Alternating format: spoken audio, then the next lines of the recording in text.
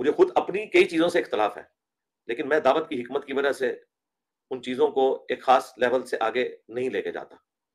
میں اکیلے میں تو اللہ سے معافی مانگتا ہوں کہ اللہ تعالیٰ مجھے اس حوالے سے معاف کرے، لیکن اللہ تعالیٰ کے حضور میں انشاءاللہ قیامت کے دن ان چیزوں کو جسٹیفائی اپنے اینڈ پہ کرنے کی کوشش کروں گا کہ میں نے دعوت کی حکمت کے تحت یہ چیزیں اس طریقے سے کیوں اڈاپٹ کی تھی۔ لیکن ان میں کوئی ایسی بات نہیں ہے جو کفر شرک کے کیٹیگری میں فال کرتی ہو۔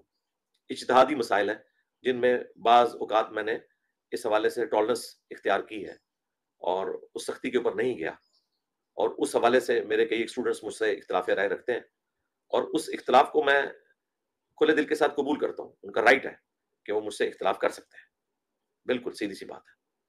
اب وہ مسائل کون سے ہیں وہ میں اگر بیان کروں گا تو پھر سارے پہنچ جائیں گے کہ میں کن چیزوں کی بات کر رہا ہوں، تو اس لیے میں ان کو اشارتاً بھی بیان نہیں کروں گا۔ ہم بس اس کو اتنا کہتے ہیں کہ اللہ تعالیٰ ہمیں قیامت کے دن اپنے محبوب صلی اللہ علیہ وآلہ وسلم، ان کے جانثار خلفائے راشدین اور اہل البیت علیہم السلام کے ساتھ محشور فرمائے، اور دنیا اور آخرت میں خلفائے راشدین اور اہل البیت علیہم السلام اجمعین کے دشمنوں سے ہمیں دور رکھے، آمین ثم آمین۔ تقیہ باز مرزا جیلمی نے یہاں جس غلطی کا ذکر کیا ہے اور یہ کہا ہے کہ دعوت کی حکمت کے تحت میں وہ کام کرتا ہوں اور اللہ کے حضور تنہائی میں معافی مانگ لیتا ہوں، تو وہ غلطی کون سی ہے؟ اس کے لیے آپ مرزا کی ہی زبانی کچھ باتیں سن لیں، پھر آپ خود فیصلہ کر لیں کہ یہ شخص کتنا خطرناک قسم کا تقیہ باز ہے۔ آپ ماشاءاللہ اتنے بڑے عالم ہیں، عالم میں کہہ رہا ہوں، میں تو جاہل آدمی ہوں، میرے پاس کوئی ڈگری نہیں، سب کچھ جاننے کے باوجود آپ امیر معاویہ کو رضی اللہ عنہ کس دل سے اور سوچ کے تحت کرتے کہتے ہیں؟ یار بڑی بار جواب دے چکا ہوں، چھڑ دو یار، دل پہ پتھر رکھ کے کہتے ہیں، ہمیں پتہ ہے۔ اگر میں یہ بات کر رہا ہوں، اب مجھے کوئی یعنی شیان علی ہونے کا سرٹیفکیٹ میں نے کسی سے لینا ہے؟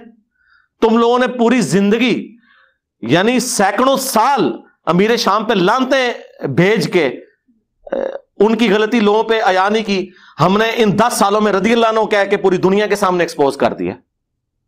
ہم سے زیادہ کون غدیر خم کا مقدمہ لڑ رہا ہے؟ کیا کسی نے اب تک اختلاف کیا ہے جو اب بھی جڑا ہے؟ سارے مجھ سے اختلاف کرتے ہیں، میرے کئی اسٹوڈنٹ کہتے ہیں آپ حضرت معاویہ کو رضی اللہ عنہ کیوں کہتے ہیں، ہزاروں اسٹوڈنٹس ہیں، لیکن ساتھ جڑے ہوئے میرے۔ اور اہل البیت کا دفاع جس طریقے سے ہم نے کیا نا، جو ٹھیکیدار بھی بنتے تھے نا وہ بھی نہیں کر سکے۔ انہوں نے لانتے بھیج کے بنو امیہ کو زندہ رکھا، ہم نے رضی اللہ عنہ کہہ کے بنو امیہ کو مار دیا۔ یہ ہے فرق۔ جی ناظرین، اب فیصلہ خود کریں کہ مرزے نے کس غلطی کی طرف اشارہ کیا ہے، تنہائی میں کس غلطی پر معافی مانگتا ہے، کیا اب بھی اس کے تقیہ باز ہونے میں کوئی شک ہے؟